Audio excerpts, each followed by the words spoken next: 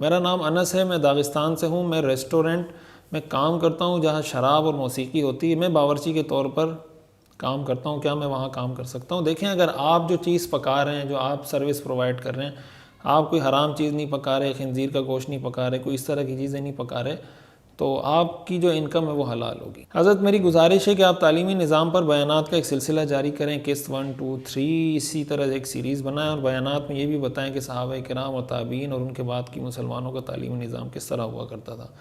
انشاءاللہ جی، بڑا اچھا مشورہ، بڑی اچھی بات ہے۔ اس پر جو کتابیں ہمارے بڑے حضرات نے لکھی ہیں اس کا بھی مطالعہ کرنا چاہیے۔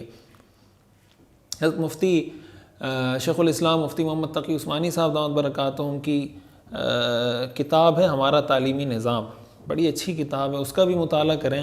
اور حضرت ڈاکٹر محمود احمد غازی صاحب رحمۃ اللہ علیہ کی کتاب ہے محاضرات تعلیم، اس کا مطالعہ کریں، بہت شاندار کتاب ہے۔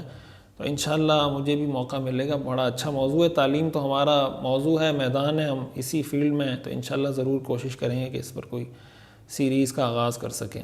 مفتی صاحب، ایک مسئلہ ہے کہ اگر باجماعت نماز میں امام صاحب آیت سجدہ تلاوت کریں اور اللہ اکبر کہہ کر سجدے میں چلے جائیں، اور کچھ لوگ جو پیچھے یا صحن میں، انہیں پتہ نہیں کہ امام صاحب رکوع میں نہیں بلکہ سجدے میں ہیں، ان لوگوں نے بجائے سجدے کے رکوع ادا کر لیا۔ جب امام صاحب نے اللہ اکبر کہا تب انہیں پتہ چلا کہ امام صاحب سجدے میں تھے۔ ایسی صورت میں ان لوگوں کی نماز کا کیا حکم ہے، اور کیا یہ لوگ امام صاحب کے ساتھ سلام پھیریں گے یا سجدہ سہو کریں گے، اور اس سجدہ تلاوت کا کیا حکم ہوگا جو ان لوگوں نے نماز کے دوران ادا نہیں کیا؟ دیکھیں، ایک تو اگر امام نے سجدہ تلاوت کیا اور آپ کو پتہ نہیں چلا، آپ رکوع میں تھے اور بعد میں آپ کو پتہ چلا، تو بس وہ سجدہ آپ پر لازم نہیں ہے۔ اصول یہ ہے کہ جو سجدہ تلاوت نماز میں واجب ہو وہ نماز کے باہر ادا نہیں ہو سکتا۔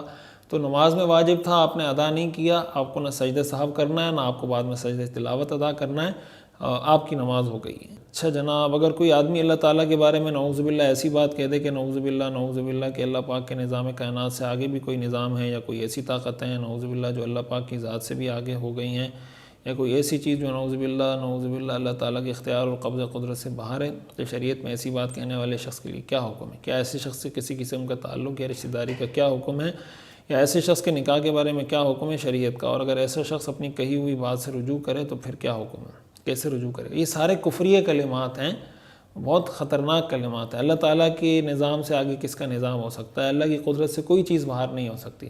قرآن کریم میں آتا ہے وما قدر اللہ حق قدرہ والارض جمیعا قبضتہ یوم القیامہ والسماوات مطویات بیمینہ، تو ما تسقط من ورقۃ الا یعلمها ولا حبۃ فی ظلمات الارض ولا رطب ولا یابس الا فی کتاب مبین۔ اللہ فرماتے ہیں کوئی پتا بھی گرتا ہے تو مجھے اس کا پتہ ہوتا ہے۔ اللہ کے علم سے، اللہ کی قدرت سے کوئی چیز باہر نہیں ہے۔ یہ سارے کفریہ کلمات ہیں۔ ایسے آدمی کو ایمان کی بھی تجدید کرنی چاہیے، نکاح کی بھی تجدید کرنی چاہیے، اور رجوع، آپ نے کہا کہ رجوع کر لے تو رجوع اس کو کرنا چاہیے، توبہ کرنی چاہیے۔ اللہ تعالیٰ توبہ کو قبول فرمانے والے ہیں، توبہ بھی کریں اور آئندہ کے لیے اس طرح کی باتوں سے احتیاط بھی کریں، اور ایمان کی تجدید اور نکاح کی تجدید بھی کریں۔